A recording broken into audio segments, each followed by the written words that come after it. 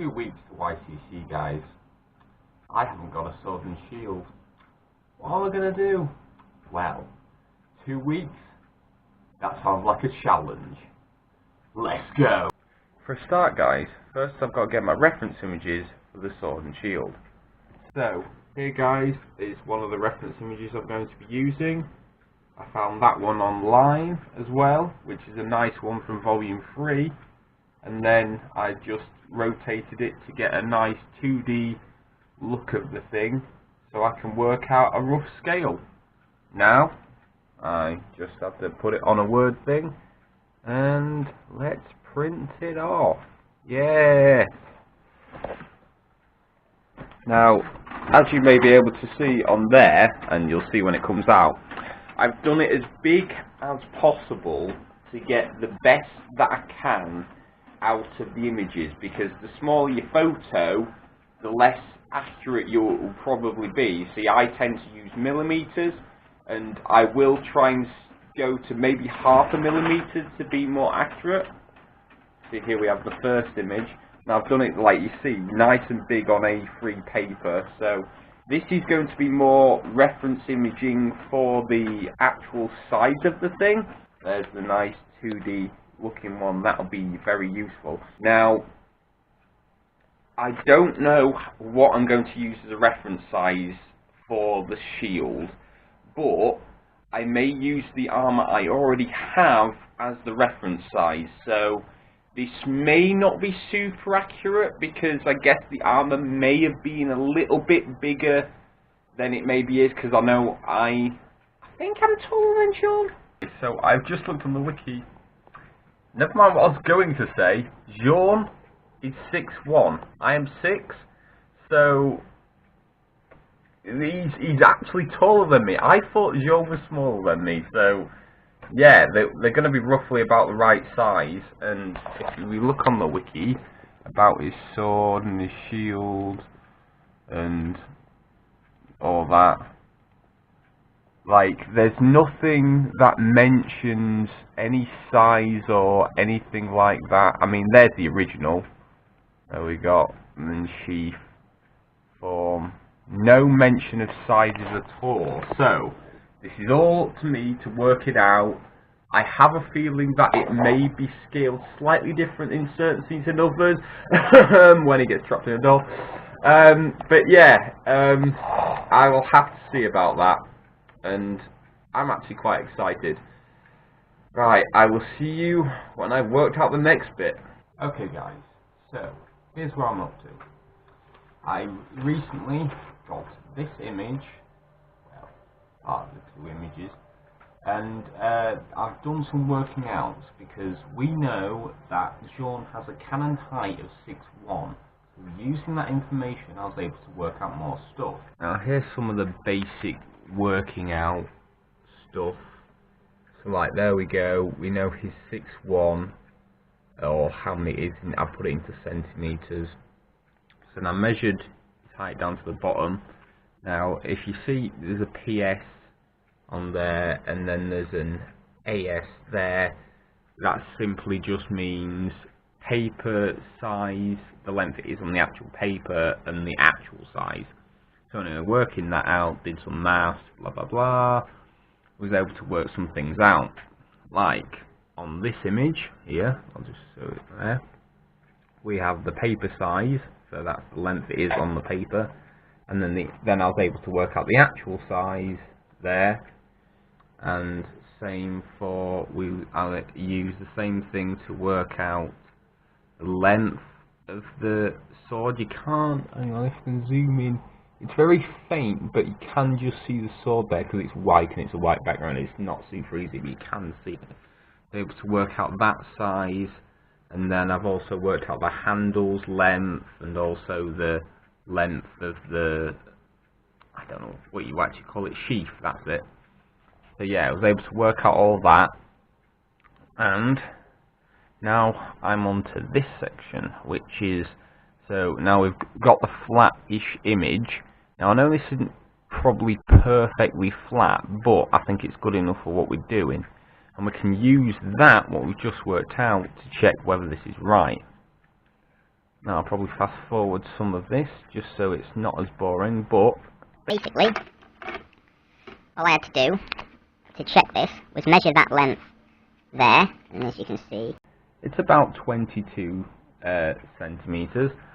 And then if you can see at the top here, you can just kind of see where the top of the sheath bit would be, because it collapses in on itself. And you see It's about 2 centimeters. So using stuff that we've got over here, so we know that the sheath's actual size is 74.8 centimeters. So if I go to 74.8 and then divide it by the length we got on this piece of paper here, which is 22, that gives us 3.24, which is just a number we need to know. And if we do 3.24 times 2, because it was 2 centimeters across here, and then that gives us an actual size of 6.8 across there. And if we go over to here, where I worked out before, I had an actual size of 6.8. So that means that this is definitely good enough to use. It is very, very close to being flat, which I assume this is flat because the way it was done, it was made to be in 90 degrees angles and perfectly on and all that. So yes, this is what I need to do. So I'll mark all these bits out, and then I will be getting on to making this on a full-size thing. Okay guys, right, I've got this bit of paper, 2 bits of A3 paper. Now you could do the same with A4 paper, it doesn't matter. Just stuck them together so they're not going to shift between. Now, I'm going to draw half of that on here. Okay? This may take a while, so it will be time-lapsed. Right.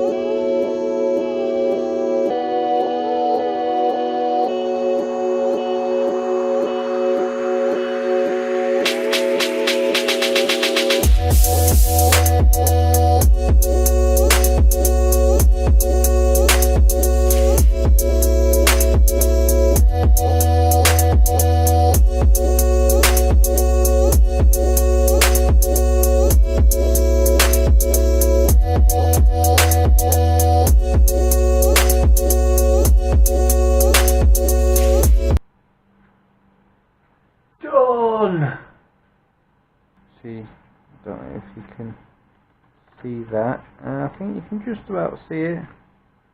Yeah. But yeah, there we go.